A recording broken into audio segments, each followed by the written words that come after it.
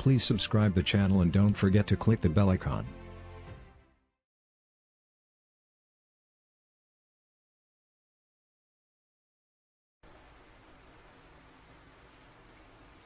बिस्मिल्लाहिर्रहमानिर्रहीम। तो जैसा कि आप लोगों को मालूम है, आज हमारी फ़र्स्ट क्लास है और आज हम इंशाल्लाह जो टॉपिक पढ़ने जा रहे हैं वो है फ़ोटो पीरियडिज़म। सो जैसा कि इसके नाम से मालूम है, फ़ोटो पीरियडिज़म का मतलब है photo means light. So this particular phenomena are in other words the physiological phenomena of the plants depends upon the time period of light.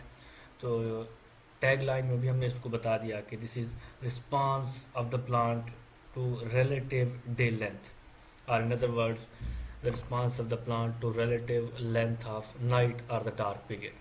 तो वो हम आगे देखेंगे कि फ़ोटो पीरियडिज़म क्या है। हम फ़ोटो पीरियडिज़म के हवाले से या फ़ोटो पीरियडिज़म की बेस पे light relative day length of the day की बेस के ऊपर प्लांट्स को कितनी काइंड्स में, कितनी टाइप्स में हम उनको क्लासीफाई करते हैं। तो और उसके बाद कौन सा जो है वो हमारे पास पिगमेंट है जो इस सारे प्रोसेस को जो है वो कंट्रोल कर रहा होता है। तो इस फोटो पीरियडिज्म को हम प्लांट का एक कैलेंडर भी कहते हैं। और वो कैलेंडर हम क्यों कहते हैं, क्योंकि प्लांट्स जो है वो उसी सीज़न की बेस के ऊपर, उसी कैलेंडर की बेस के ऊपर अपने सारे जो प्रोसेसेस हैं, फॉर एग्जांपल सीड जर्मिनेशन है, प्लांट ने किस वक्त फ्लावरिंग करनी है, बर्ड्स ने किस वक्त एक्टिव होना है, किस वक्त इनएक्टिव होना है, किस वक्त उनकी डॉर्मेंसी जो है वो ब्रेक होनी है और किस वक्त जो है उनकी डॉर्मेंसी जो है वो स्टार्ट होनी है। तो ये सारे प्रोसेसेस जो हैं they are controlled by the stimulus. और वो स्टिमुलस क्या हो सकता है, वो या तो इंटरनल स्टिमुलस होता है या वो एक्सटर्नल स्टिमुलस होता है। और उसी स्टिमुलस में से ही जो हम आज बात कर रहे हैं दैट इज़ लाइट, और इसी वजह से ही इसको नाम दिया गया है फोटो पीरियडिज्म का।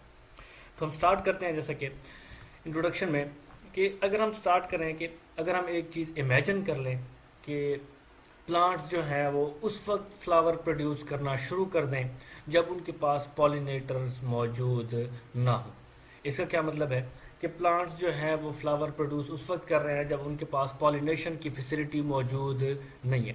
जब उनके पास पॉलिनेटर्स नहीं होंगे तो उनकी पॉलिनेशन नहीं होगी, और जब पॉलिनेशन नहीं होगी तो आगे की जो फर्टिलाइजेशन का प्रोसेस है, all the process of reproduction will be affected. और ये भी हो सकता है कि वो सारे का सारा प्रोसेस जो है वो स्टार्ट भी ना हो।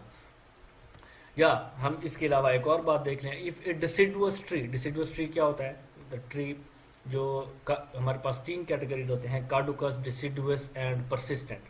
कार्डुकस प्लांट्स वो हमारे पास होते हैं जो जिनमें सीजनल जो है वो टेम्पररी लीव्स जो हैं वो बनते हैं और वो उसके बाद गिर जाते हैं। डिसिडुअस वो होते हैं जिनमें हमारे पास विंटर में लीव जो हैं वो फॉल ऑफ हो जाते हैं, गिर जाते हैं, और स्प्रिंग में फिर दोबारा नए लीव्स बनते हैं। So if this particular deciduous tree produced leaves in the middle of the winter, तो ये अगर दोनों बातें हम देखें, so these are both abnormalities. ये जो है ये नॉर्मल बातें नहीं है। प्लांट्स हमेशा क्या करते हैं, उस वक्त फ्लावर्स बनाते हैं जब उनके पॉलिनेटर्स जो है वो उनके पास मौजूद हों। पॉलिनेटर्स मौजूद होंगे तो पॉलिनेशन होगी और आगे रिप्रोडक्शन जो है वो सक्सेसफुल हो सकती है। इसके बाद जो दूसरी बात है, ये जो डिसिडुअस ट्रीज हैं दे ये कॉमनली एक हमारे पास जो प्रोसेस है, फिनोमेना है, वो ये है कि विंटर में वो क्या कर देते हैं, लीव्स जो है वो फॉल ऑफ हो जाते हैं, शेड कर देते हैं, और स्प्रिंग में नए जो है वो लीव्स बनते हैं। So these are two both abnormalities, और ये जो है हम कॉमनली प्लांट्स में नहीं देखते, बल्कि हम क्या देखते हैं कि फ्लावर्स उस वक्त बन रहे होते हैं जब उनके पॉलिनेटर्स वो मौजूद होते हैं, और दूसरी बात कि विंटर में वो लीव्स को फॉल ऑफ कर देते हैं और स्प्रिंग में फिर दोबारा नए लीव्स बनते हैं जो फिर पूरा सीज़न जो है वो नेक्स्ट फॉल तक जो है वो रहते हैं। तो इन चीज़ों को कंट्रोल करने के लिए प्लांट्स एक मैकेनिज्म अप्लाई करता है। So these are all seasonal events. ये क्या है, सीजनल इवेंट्स हैं। जहाँ तक प्लांट्स की फ्लावरिंग की बात है, वो सारे फ्लावर जो हैं किसी भी स्पीशीज़ के एक ही दिन में वो निकलना शुरू हो जाते हैं। जो फ्लोरल बर्ड्स हैं वो स्टार्ट होती हैं। उसके बाद ये हमारे पास जो विंटर में लीव का फॉल ऑफ है या लीव को शेड करने की बात है, ये भी हमारे पास क्या है, this is also a seasonal events. So these are of critical importance. Plants के लिए इनकी बहुत ज़्यादा इंपॉर्टेंस है, क्योंकि लाइफ साइकिल में यही हमारे पास सीजनल इवेंट्स हैं जो प्लांट की सक्सेस को जो है वो डिटरमिन करते हैं। अगर ये सारे के सारे जो हमारे पास इवेंट्स हैं इनमें कुछ एबनॉर्मेलिटीज़ आ जाती हैं तो वो क्या होगा, प्लांट की जो लाइफ है वो जो है थ्रेटनिंग स्टेज के ऊपर आ जाती है, और ये भी हो सकता है कि अगर वो एक साइकिल कंटिन्यूसली वो चीज़ चलती रहे, वो एबनॉर्मेलिटीज उस स्पीशीज़ में चलती रहे, तो वो स्पीशी इवन जो है वो भी एक्सटिंक्ट हो सकती है. So these are all processes like seed germination, flowering and the one set का मतलब है starting, one set and breaking of bud dormancy. So these are all the events. ये क्या हैं? ये सारे seasonal events हैं. सीड की जर्मिनेशन हो गया कि कौन सी स्पीशी का जो सीड्स है वो कौन से सीजन में जर्मिनेट करेगा. उसके बाद हमारे पास फ्लावरिंग है. फ्लावरिंग किस वक्त होगी, कौन से सीजन में स्टार्ट होगी, कौन से सीजन में फ्लावर जो है वो मेच्योर होंगे, कब उनकी पॉलिनेशन होगी, उसके बाद उनका आगे का जो प्रोसेस है रिप्रोडक्शन का वो स्टार्ट होगा, और फिर उनके सीड बनेंगे, और वो सीड जो है फिर उसका डिस्पर्सल होगा, और डिस्पर्सल के बाद फिर दोबारा नया सीजन जब आएगा तो वो सीड फिर दोबारा जर्मिनेट होंगे, and this cycle will be continued. तो हमारे पास ये सारे के सारे जो इवेंट्स हैं, onset and breaking of bud dormancy के, जो डॉर्मेंसी है बर्ड्स की, चाहे वो फ्लोरल बर्ड्स हैं चाहे वो वेजिटेटिव बर्ड्स हैं, तो ये सारे कब इनमें डॉर्मेंसी जो है वो स्टार्ट होगी. वन सेट का मतलब है स्टार्ट, और ब्रेकिंग कब वो बर्ड जो है वो उसकी डॉर्मेंसी जो है वो ब्रेक होगी, और वो जो बर्ड है दोबारा एक्टिव फॉर्म में आ जाएगी. So these all seasonal events they have critical importance for the plants to complete their life cycle successfully. ठीक है. So these are all stages that usually occur at a specific time of the year. तो ये जो है ये सारे के सारे इवेंट, जर्मिनेशन, फ्लावरिंग, उसके बाद फ्लावर की मैचुरेशन के बाद उनकी पॉलिनेशन, रिपोर्ट, ये सारे का सारा प्रोसेस जो है, ये these all the stages of the plant life cycle they occur at the specific time of the year. और वो एक स्पेसिफिक टाइम पे क्यों हो रहे होते हैं? क्योंकि प्लांट को उस सीज़न का पता होता है कि ये कौन सा सीज़न चल रहा है, ये उसके फ्लावरिंग का सीज़न है या नहीं है. और वो कैसे पता चलता है? This is all about the sensing to light, कि वो प्लांट्स जो हैं वो लाइट को सेंसिटिव करते हैं, उनमें एक पिगमेंट होता है जो हम आगे जाके उसको डिटेल में पढ़ेंगे. So these are the environmental stimulus that plants use most often to detect the time of the year is the photoperiod. तो वो क्या होता है, प्लांट उसको कैसे जो है वो प्लांट को कैसे पता चलता है कि अब ये सीज़न जो है, ये टाइम जो है उसकी जर्मिनेशन का है, ये टाइम जो है उसकी फ्लावरिंग का है, अब उसके फ्लावर जो है मेच्योर होने हैं, अब उसमें पॉलिनेशन होनी है, अब उसमें जो है वो आगे रिप्रोडक्शन का प्रोसेस आगे चलना है, कब उसमें लीव्स बनने हैं, कब उनकी लीव्स की जो बर्ड्स हैं, वेजिटेटिव बर्ड्स जिनको हम कहते हैं, वो स्टार्ट होनी है, और कब जो है उसके लीव्स जो हैं वो फॉल ऑफ होने हैं, शेड होने हैं. So these are all plants की ये जो फिनोमिना है, these are detected by the plant by the photoperiod. वो किस तरह उसको डिटेक्ट करता है? वो फोटो पीरियड को क्या करता है? सेंस करता है.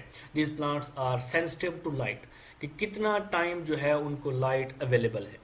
फॉर एग्जांपल 24 आवर्स में उसको 14 घंटे जो है वो लाइट अवेलेबल है, 24 घंटों में उसको जो है वो 18 घंटे लाइट अवेलेबल है, 7 आवर्स जो है वो लाइट है, और बाकी सारे का सारा टाइम जो है वो क्या है, 17 आवर्स जितने भी बनते हैं वो सारे का सारा डार्क है. So this is the environmental stimulus. Environmental stimulus में हम लाइट की बात कर रहे हैं. So that plants use most often to detect the time of the year. तो वो किस तरह डिटेक्ट करते हैं प्लांट्स की बात, क्या मैकेनिज्म है, उनको कैसे पता चलता है कि अब कौन से सीजन चल रहा है, कौन सा टाइम चल रहा है, और कौन सी एक्टिविटी, कौन सा फिनोमिना, कौन सा प्रोसेस उन्होंने स्टार्ट करना है, और किस चीज़ को उन्होंने इनहिबिट करना है. That is the photoperiod which we call the length of the day और द लेंथ ऑफ नाइट. तो जब हम लेंथ ऑफ डे की बात कर रहे हैं तो इसका मतलब है कि इसी के साथ साथ हम डार्क पीरियड की भी बात कर रहे हैं, कि अगर 24 घंटों में हमारे पास 14 घंटे जो हैं वो, या 12 घंटे हमारे पास लाइट के हैं, तो 12 घंटे हमारे पास इसी तरह डार्क के भी आते हैं. So these both things, light as well as the dark period, these both are important for the plant. So the interval in a 24-hour period during which an organism is exposed to light. तो ये किसकी बात कर रहे हैं? This is the definition of photo period. So this is the interval, this is the time period in complete 24 hours जो हमारे पास होते हैं, which an organism is expose to light. तो 24 घंटों में से कितने टाइम के लिए वो जो प्लांट है, वो जो ऑर्गेनिज्म है, that is expose to the light. So अगर हम डेफिनेशन करें फोटो पीरियडिज्म की, तो this is a physiological response to photoperiod such as flowering is called photoperiodism. तो फोटोपेरियडिज्म क्या है? This is actually a physiological response, physiological phenomena exhibited by the plant और exhibited by the animal. या अगर हम organism की बात कर रहे हैं तो ऑर्गेनिज्म भी हम कह सकते हैं this is a physiological response to photoperiod such as flowering. So इसको हम क्या कहते हैं? This is photoperiodism. तो यह हमारे पास दो टर्मिनोलॉजीज हैं, फोटोपेरियडिज्म और फोटोट्रॉपिज्म। फोटोपेरियडिज्म क्या है, फोटोट्रॉपिज्म क्या है, ये दो टर्म जो हैं दीज आर कंफ्यूजिंग, तो इसको हम अभी से ही क्लियर कर देते हैं। सो फोटोपेरियडिज्म क्या है, जिसको अभी भी हमने इसकी डेफिनेशन देख ली। Photoperiodism is the sum total of plants physiological responses to the duration of light received, जिसको हम कहते हैं डे लेंथ। फोटोपेरियडिज्म क्या है? इज द सम टोटल कि हमारे पास कंप्लीट प्लांट फिजियोलॉजिकल रिस्पॉन्सेज जितने भी आते हैं, चाहे वो फ्लावरिंग के हैं, चाहे वो बड डॉर्मेंसी के हैं, चाहे वो डॉर्मेंसी ब्रेक होने के हैं, चाहे वो सीड की जर्मिनेशन के हैं, चाहे वो लीव के फॉल ऑफ होने के हैं, these all are physiological responses, जिसको हम क्या कहते हैं? These are sum total. ये सारे के सारे जो रिस्पॉन्सेज हैं वो क्या हैं? These are to the duration of light received which we call day length. ये क्या है हमारे पास? ये क्या है? Photoperiodism, the response of the plant जो रिस्पॉन्ड करता है एक डे लेंथ को, लाइट को, और उसके बाद उस लाइट को सेंस करने के बाद, उस डे लेंथ को सेंस करने के बाद वो सारे के सारे फिजियोलॉजिकल प्रोसेस जो वो स्टार्ट कर रहा होता है उसको हम क्या कहते हैं? This is called photoperiodism. लेकिन इसके अपोजिट या इसके अगेंस्ट जो हम बात कर रहे हैं फोटोट्रॉपिज्म की, तो phototropism is a differential growth of plant in response to light stimulus, yes light stimuli.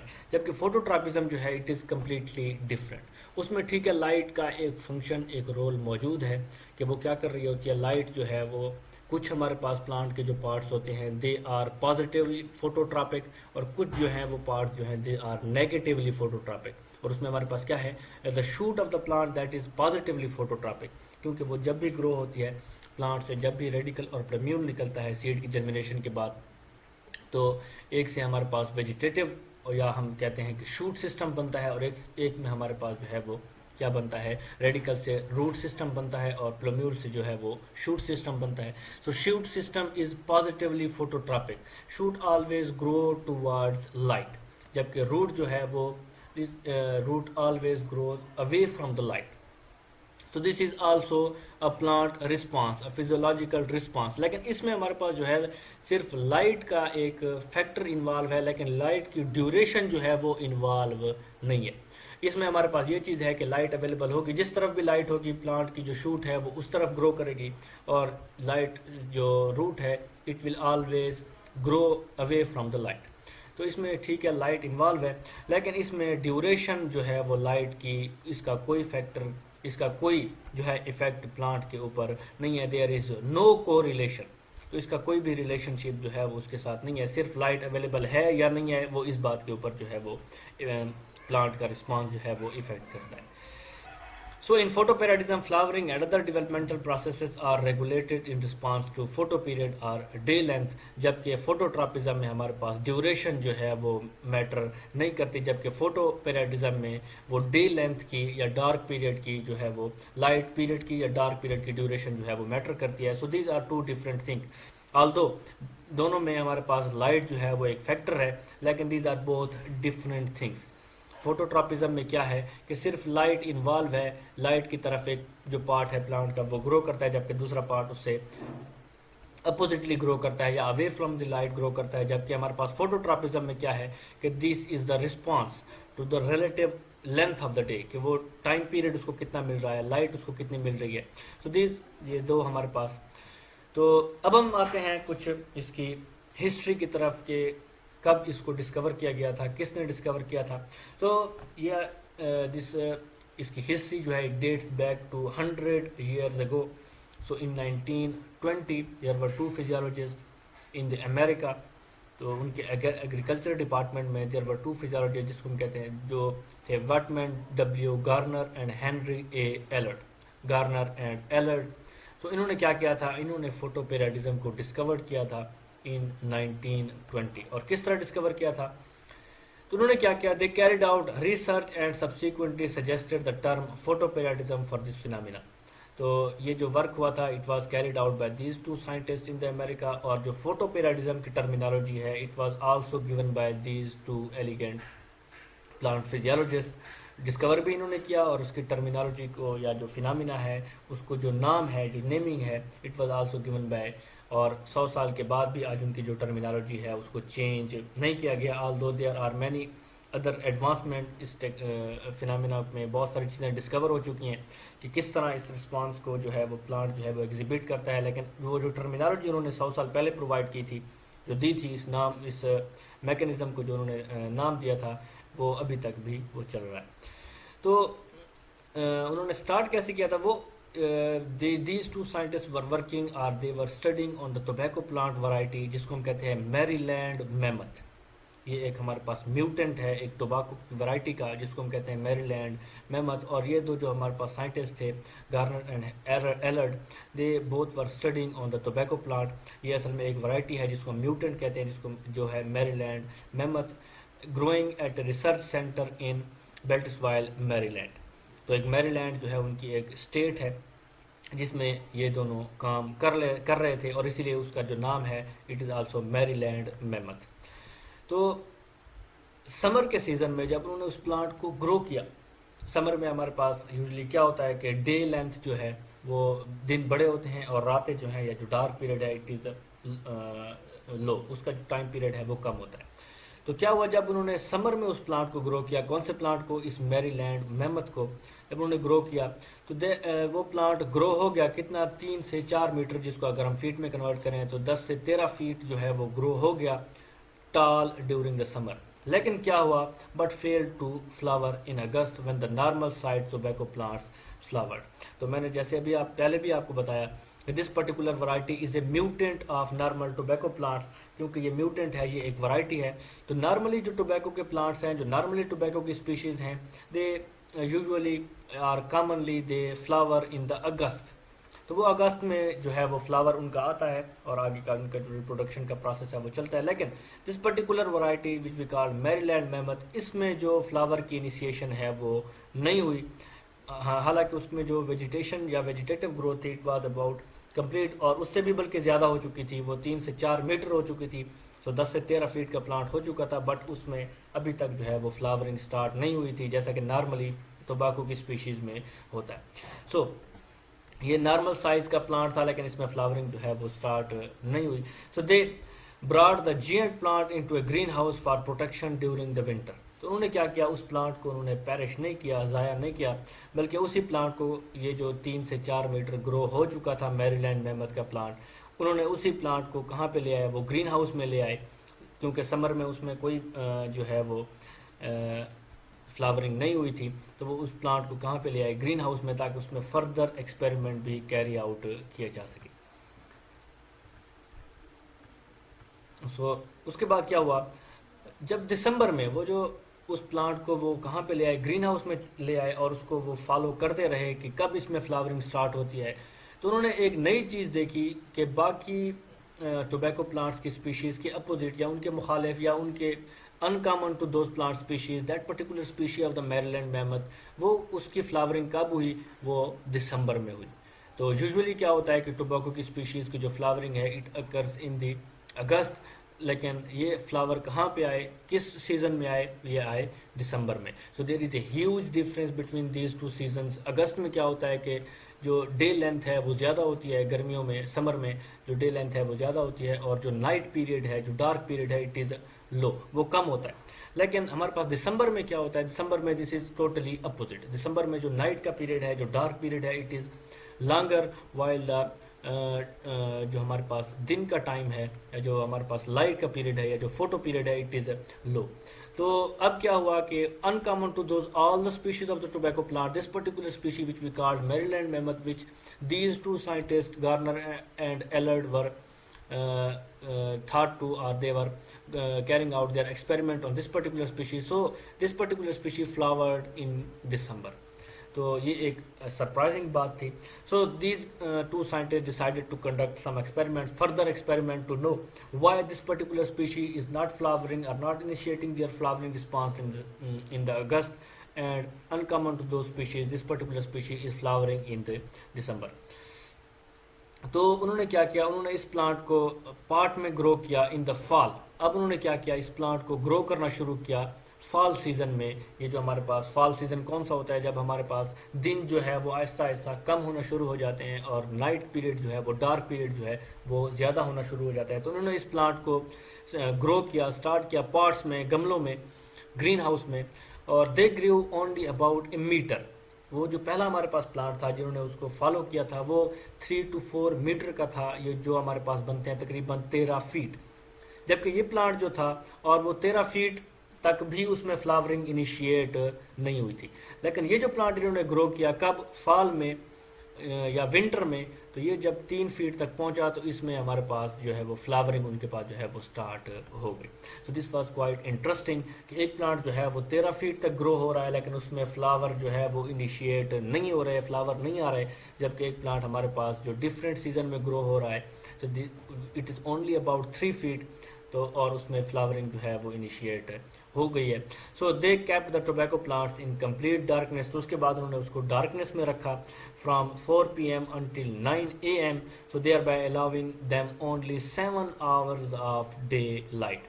तो इस एक्सपेरिमेंट से उनको थोड़ा बहुत अंदाज़ा तो हो गया कि ये जो फ्लावरिंग का रिस्पॉन्स है it depends upon the season, और वो सीज़न में जो एक मेजर चीज़ है जो डिफर करती है इन विंटर एंड समर, और वो क्या होती है, it is the length of the day, कि उसमें जो डिफरेंस आ रहा है वो डे लाइट का आ रहा है। तो उन्होंने क्या किया, उन्होंने इस चीज़ को मद्देनज़र रखते हुए उन्होंने उस प्लांट को क्या किया, कंप्लीट डार्कनेस में रखा। उन्होंने सिर्फ उनको अलाउ किया 7 घंटे जो है, 7 आवर्स जो है वो उन्होंने डे लाइट उसको अप्लाई की। बाकी सारे का सारा टाइम जो उनके पास था उन्होंने वो सारे का सारा उसमें डार्कनेस उसको प्रोवाइड की, जिसकी वजह से उसमें जो फ्लावरिंग है वो इनिशिएट हो गई।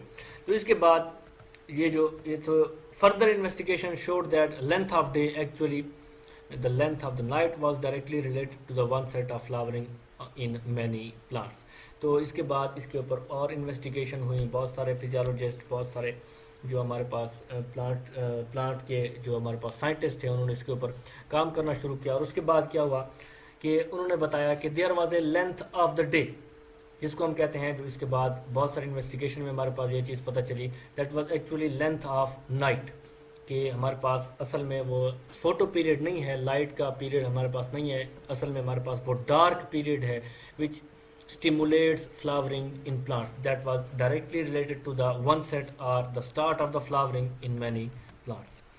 So they discovered that flowering only occurred in the day length. उन्होंने क्या डिस्कवर किया कि फ्लावरिंग सिर्फ उसी वक्त हो सकती है जब जो डे लेंथ है was 14 hours or less. So this was very critical, very crucial, एक बहुत जो है वो एक ब्रेक थ्रू था कि उन्होंने एक ऐसी चीज़ डिस्कवर की कि उन्होंने बताया कि ये जो प्लांट है ये सिर्फ उसी वक्त ही फ्लावरिंग इसमें इनिशिएट हो सकती है अगर उसकी डे लेंथ जो है या जो लाइट का पीरियड है या तो वो 14 घंटे का हो, 14 आवर्स का हो, या इससे कम हो। तो ये एक उन्होंने एक चीज़ बताई कि अगर या तो वो 14 घंटे या 14 घंटे से कम अगर उसको लाइट का पीरियड दिया जाए तो तब ही वो फ्लावर हो सकता है, जबकि 14 घंटे से अगर वो थोड़ा सा भी ज़्यादा हो जाए तो वो क्या हो जाता है, उसमें फ्लावरिंग इनिशिएट नहीं होती।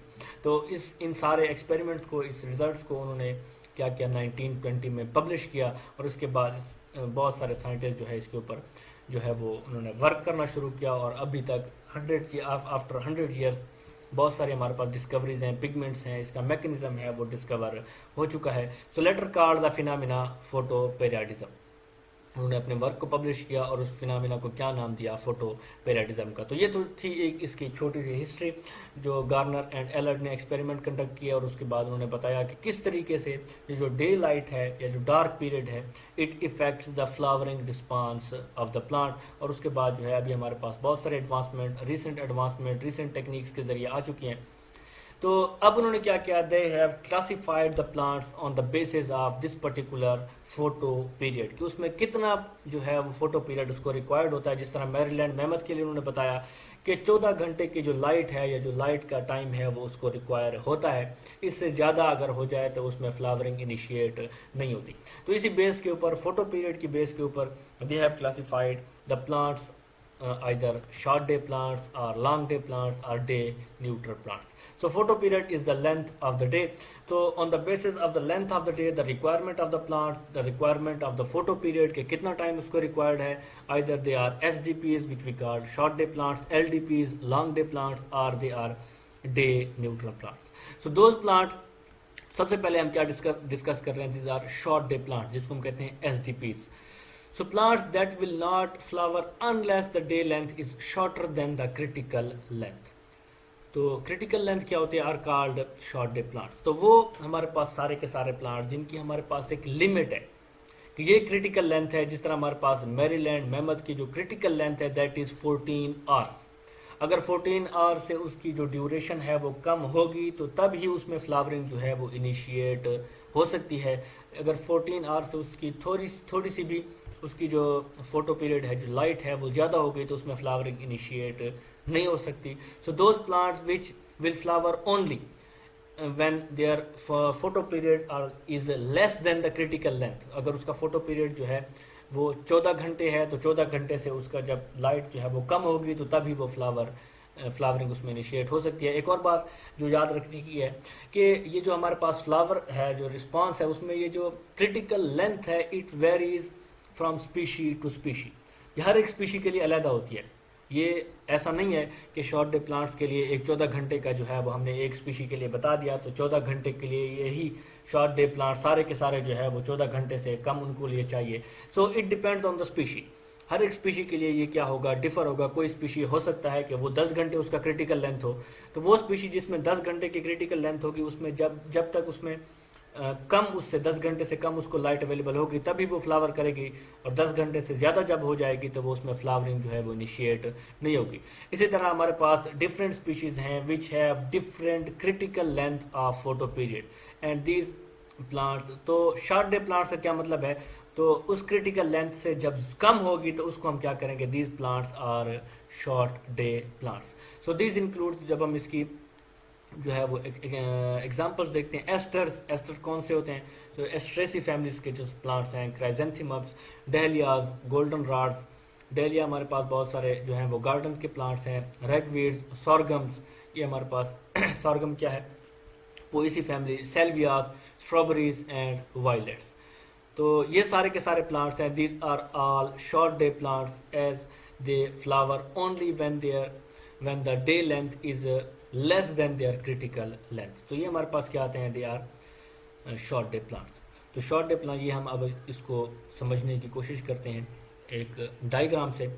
सो ये हमारे पास जो है येलो जो आपको नज़र आ रहा है, this is the light period और डे लेंथ. और ये जो आपको एक ग्रे स्केल में नज़र आ रहा है, ग्रे कलर में नज़र आ रहा है, दिस इज़ कॉल्ड, ये जो हमारे पास है ये है डार्क. तो this is complete 24 hours of the day. ये टोटल 24 घंटों का जो हमारे पास पूरा एक साइकिल है. तो क्या होता है, दिस द डॉटेड लाइन, ये जो हमारे पास लाइन जा रही है, this particular line is the critical length. ये क्या है, this is the critical length of the that particular species. वो स्पीशी कोई भी हो सकती है. तो होता क्या है, ये हमारे पास क्या है, ये शॉर्ट डे है. तो क्या है, this is short day plant. तो ये हमारे पास क्रिटिकल उसकी जो है वो लेंथ है. तो ये अब देखें, ये जो लाइट का उसका पीरियड है इट इज़ इंक्रीजिंग. ये समवट उससे क्रिटिकल लेंथ से क्या हो रहा है, इंक्रीज हो रहा है. तो क्या हुआ, इसकी क्रिटिकल लेंथ से जो लाइट का पीरियड है या जो फोटो पीरियड है वो क्या हो गया, यहाँ पे इंक्रीज हो गया. 1 घंटा, 2 घंटे, 3 घंटे जो है वो इंक्रीज हो रहा है. वो इस फोटो पीरियड से, इस क्रिटिकल लेंथ से कम नहीं है. तो क्या हुआ, यहाँ पे फ्लावरिंग जो है वो इनिशिएट नहीं हुई. Plant remains vegetative. प्लांट में कोई फ्लावरिंग रिस्पॉन्स नहीं आया.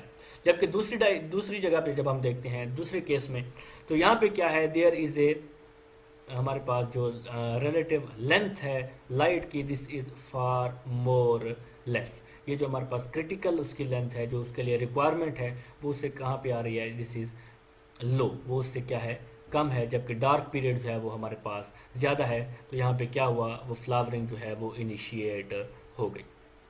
ठीक है. तो इन दोनों में जब हम कंपेयर कर रहे हैं तो इसका क्या मतलब है, क्रिटिकल लेंथ जो भी हमारे पास आती है, चाहे वो स्पीशीज़ की 14 आवर्स है, चाहे वो 12 आवर्स है, चाहे वो 16 आवर्स है, तो उस क्रिटिकल लेंथ से जो है वो उसका जो लाइट है वो कम होनी चाहिए. वो उससे जो है वो जितना भी उससे कम होगी तो फ्लावरिंग उसमें इनिशिएट हो सकती है। अगर उसकी 12 घंटे है तो अगर वो 11 घंटे है, उसकी डे लेंथ 11 घंटे 30 मिनट है, 11 घंटे 40 मिनट है, तो वो क्या होगी, वो रिस्पांस उसका आएगा फ्लावरिंग का। अगर वो 12 घंटे से ज़्यादा होगी, 12 घंटे 10 मिनट, 12 घंटे 14 घंटे, 15 घंटे, तो वो उसमें क्या होगा, फ्लावरिंग इनिशिएट नहीं होगी और वो क्या हो जाएगा, the plant will remain vegetative through out it's life.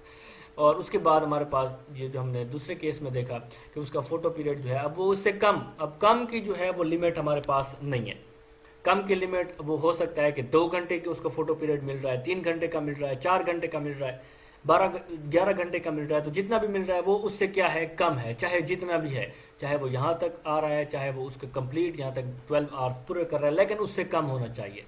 तो कम उसका जितना भी होगा उसकी हम लिमिट नहीं बता सकते कि कितना कम है, लेकिन जब तक उससे क्रिटिकल लेंथ से कम रहेगा तो वो हमारे पास प्लांट जो है इट विल ऑलवेज फ्लावर।